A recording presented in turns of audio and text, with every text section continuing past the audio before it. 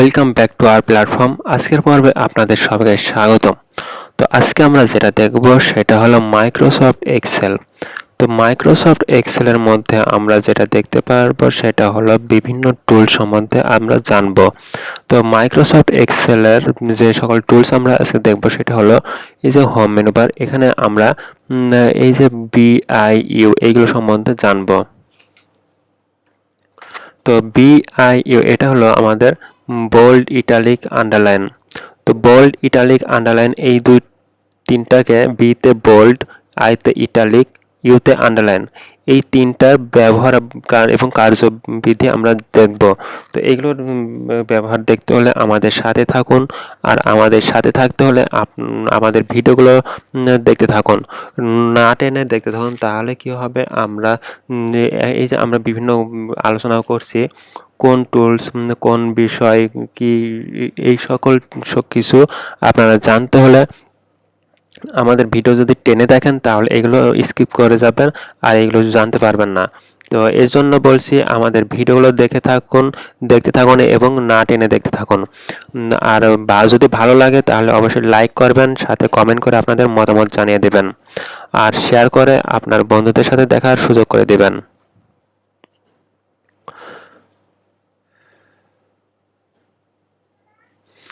আর subscribe করে আমাদের চ্যানেলটি সাবস্ক্রাইব করে রাখবেন, আর সাথে যে বেল আইকন থাকে বেল আইকন ক্লিক করে অন করে রাখুন। তাহলে কি হবে, আমরা যে কোনো মুহূর্তে যদি কোনো নতুন ভিডিও আপলোড করি সাথে সাথে আপনারা পেয়ে যাবেন। আর যদি অলরেডি সাবস্ক্রাইব করে থাকেন তাহলে অসংখ্য ধন্যবাদ। তো আমরা যেটা দেখব সেটা হলো বিআইইউ, বোল্ড, ইটালিক, আন্ডারলাইন। তো বোল্ড, ইটালিক, আন্ডারলাইন এটার হলো আমরা বোল্ডটা দিয়ে কি করব, বোল্ডটা দিয়ে আমরা বোল্ড আগে জানতে হবে আমাদের বোল্ডের কি গঠন বৈশিষ্ট্য, ইটালিক ফর্মের কি বৈশিষ্ট্য এবং আন্ডারলাইনের কি বৈশিষ্ট্য। তো বোল্ড হলো আমরা যে কোনো একটি সেন্টেন্স বা যে কোনো একটি ফাইলকে যদি আমরা বোল্ড করতে চাই সেটা হলো কি হবে, একটু আকৃতিতে মোটা হবে এবং কালারটা ব্ল্যাক কালার ধারণ করবে, কালারটা একটু গাঢ় আকার ব্ল্যাক কালার ধারণ করবে। আমরা এখানে কিন্তু সবগুলোই ব্ল্যাক কালার দেখতে পাচ্ছি। তো আমরা আমাদের সুবিধার্থে এখানে কিছু টেক্সট লিখে রাখছি। Welcome back our platform, please like, comment, share this video, subscribe this channel and press the bell icon for more update. আমরা জাস্ট এখানে কিছু টেক্সট এখানে লিখে রাখছি। তো এখানে আমরা এই সকল টেক্সটের উপর এই ইফেক্টগুলো দিব। তো এই ইফেক্টগুলো দিতে হলে আমাদের কি করতে হবে, প্রথমে আমরা যদি এখানে প্রথমে আমাদের এইটা সিলেক্ট করতে হবে। আমরা যে সেন্টেন্সের উপরে আমাদের এই ইফেক্টগুলো দেব সেই সেন্টেন্সের উপরে আমরা সেই সেন্টেন্সটি প্রথমে আমাদের সিলেক্ট করতে হবে। তো আমরা এটা সিলেক্ট করলাম। সিলেক্ট করার পরে আমরা যদি এখন বিতে ক্লিক করি তাহলে আমরা বোল্ডের আকৃতি দেখতে পারবো। বোল্ড করলে যে বৈশিষ্ট্য হবে সেই বৈশিষ্ট্য দেখতে পারবো। তো বোল্ডে ক্লিক করলাম, বোল্ডে ক্লিক করার সাথে সাথে এটা একটু মোটা আকৃতি ধারণ করেছে এবং এর কালারটাও ব্ল্যাক কালার হয়ে গেছে, অনেক গাঢ় আকারে ব্ল্যাক কালার হয়েছে। তো এবার আমরা যেটা দেখতে পাচ্ছি, please like, comment, share this video, এটাতে যদি আমরা আবার আরেকটা জিনিস, আমরা এটা যদি আবার পূর্বের অবস্থায় ফিরে নিতে চাই তাহলে আমরা বিতে আবার ক্লিক করব। বিতে ক্লিক করার সাথে সাথে আবার এটা পূর্বের অবস্থায় ফিরে আসলো। তো আশা করি বুঝতে পারছেন কিভাবে আমরা বোল্ড করব। তো আর আমরা যদি কিবোর্ড থেকে বোল্ড করতে চাই তাহলে আমাদের কি করতে হবে, প্রথমে ঠিক একইভাবে আমাদের যে সেন্টেন্সটি বোল্ড করব সেই সেন্টেন্সটি ক্লিক করে সিলেক্ট করতে হবে।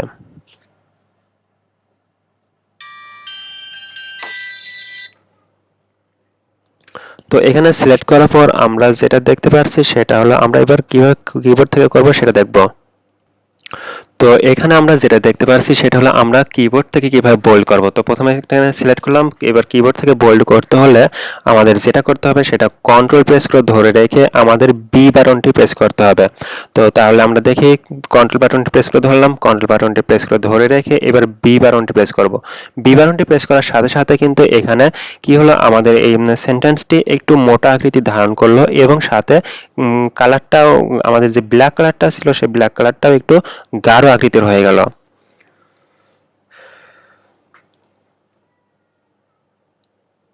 তো এবার আমরা যেটা দেখব সেটা হলো আমরা পরবর্তীতে যেটা দেখব। তো এখানে এটা যদি আবার আনবোল্ড করতে চাই তাহলে কন্ট্রোল বাটনটি প্রেস করে ধরে আবার বি বাটনটি প্রেস করতে হবে, তাহলে এটা আবার আনবোল্ড হয়ে গেল। তো আশা করি সবাই বুঝতে পারছি আমরা। তো তারপর আমরা যেটা দেখতে পাচ্ছি সেটা হলো ইটালিক দেখব। তো এই যে please like comment share this video, এটাকে আমরা ইটালিক ফর্ম করব। তো এগুলো সাইজ একটু বৃদ্ধি করে নিই। এই যে আমাদের 12 লেখা আছে এটাকে ফন্ট সাইজ বলা হয়, এখান থেকে আমরা একটু সাইজগুলো বৃদ্ধি করে নিই। তো এখানে সাইজগুলো আমরা বৃদ্ধি করে নিলাম, তাও যেন করে আমাদের এইগুলো বুঝতে সুবিধা হয়।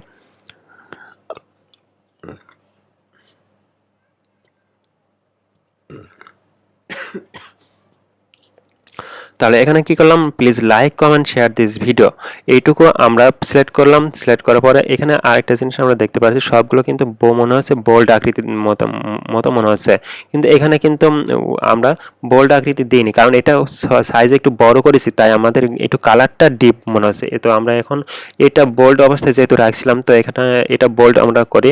তো এখন আমরা দেখতে পাচ্ছি বোল্ড করলে এটা আরো গাঢ় গাঢ় রং ধারণ করছে, আর এইগুলো এটা একটু গাঢ় আকৃতি ধারণ করেছে, এটা অন্যরকম দেখা যাচ্ছে, একটু ঝাপসা মতো দেখা যাচ্ছে। তো এখানে যদি আমরা এখন please like comment share this video, এটাতে আমরা ইটালিক ফর্ম দিই, তাহলে আমরা দেখতে পারি কি পরিবর্তন হয়। তাহলে একটু ইটালিক ফর্মের একটু বৈশিষ্ট্য হলো উপর দিক থেকে একটু ডান দিকে হেলে যা থাকবে, আমরা বাঁকা হয়ে থাকবে।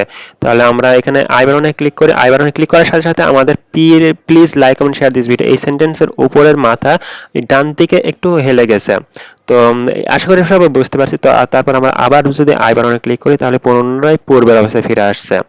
তো এভাবে আমরা কিবোর্ড থেকে যদি করতে চাই তাহলে আমাদের ঠিক একইভাবে কন্ট্রোল বাটনটি প্রেস করে ধরে রাখা অবস্থায় আই বাটনটি প্রেস করতে হবে, তাহলে এখানে আমাদের এটা ইটালিক ফর্ম হয়ে গেল। আবার যদি ইটালিক করতে চাই তাহলে আবার সে পুনরায় কন্ট্রোল বাটন প্রেস করে ধরে রেখে আই বাটনটি প্রেস করলে এটা পরিবর্তে চলে আসলো। এইভাবে আমরা তো ইটালিক ফর্মে এটা রাখলাম। তো তারপরে আছে আমাদের সাবস্ক্রাইব দিস চ্যানেল।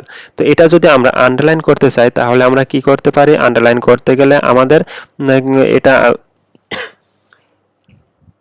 তো এখানে আমরা সাবস্ক্রাইব দিস চ্যানেল এটাতে আমরা আন্ডারলাইন করব। তো আন্ডারলাইনের একটি বৈশিষ্ট্য আমরা জানি। তো আন্ডারলাইনের বৈশিষ্ট্য হলো আমাদের যে সেন্টেন্স বা যে ওয়ার্ড বা যে ফাইলটুকুর উপরে আমরা আন্ডারলাইন করব এইটুকু আমাদের কি হবে, নিচ দিয়ে একটি দাগ হয়ে যাবে। আমরা যে খাতায় বিভিন্ন টেস্ট পরীক্ষার খাতায় বিভিন্ন উত্তরপত্র লিখি বা যে কোনো কিছু আমরা লিখি, কোনো একটি ওয়ার্ড যদি ভুল হয়ে যায় সেই ক্ষেত্রে আমরা কি করি যে এক দাগ দিয়ে আমরা কেটে দিই।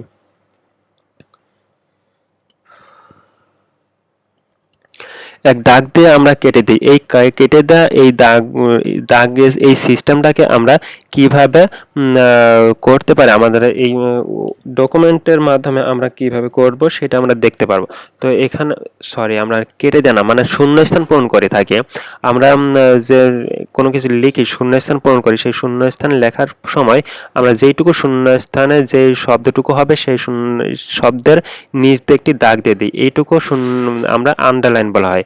তো এই সব ডকুমেন্টের ভাষায় আন্ডারলাইন বলা হয়। তো এটা আমরা কিভাবে করবো, তো সাবস্ক্রাইব দিস চ্যানেল এটুকু আমরা সিলেক্ট করলাম। সিলেক্ট করে এখানে ইউ বাটনে ক্লিক করলে আমাদের এই সাবস্ক্রাইব দিস চ্যানেল এই সেন্টেন্সটির নিচ দিয়ে দেখা যাচ্ছে একটি দাগ হয়ে গেছে। তো এটা হলো আন্ডারলাইনের গঠন। তো এখানে কিন্তু আমরা এই আন্ডারলাইনের শুধু একটা মাত্র দাগ দেখতে পাচ্ছি, এখানে আরেকটি অপশন আছে যে ডাবল আন্ডারলাইন। এখানে কিন্তু আমরা জাস্ট একটি সিঙ্গেল আন্ডারলাইন এখানে দেখতে পাচ্ছি। তো এটা যদি ডাবল আন্ডারলাইনে যদি আমরা ক্লিক করি তাহলে আমরা দেখতে পারবো এই যে এখানে ক্লিক করতে হবে, প্রথমে সেন্টেন্সটি সিলেক্ট করতে হবে, তারপর ডাবল আন্ডারলাইনে ক্লিক করতে হবে। ডাবল আন্ডারলাইনে ক্লিক করার সাথে সাথে কিন্তু আমরা দেখতে পাচ্ছি দুইটা দাগ দেখা যাচ্ছে। তো এই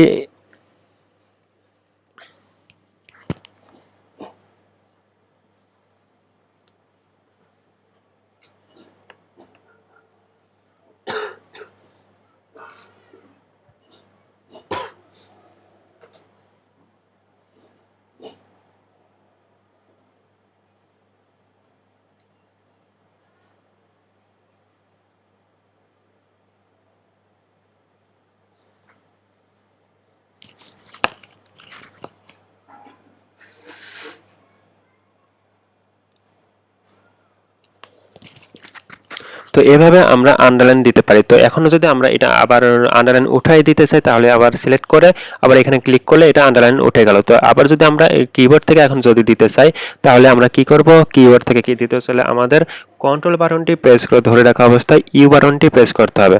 ইউ বাটনটি প্রেস করলে আমাদের এটা আন্ডারলাইন হয়ে যাবে। তো এখন আমরা এখানে আন্ডারলাইন সিলেক্ট করব, তারপর আমরা এখানে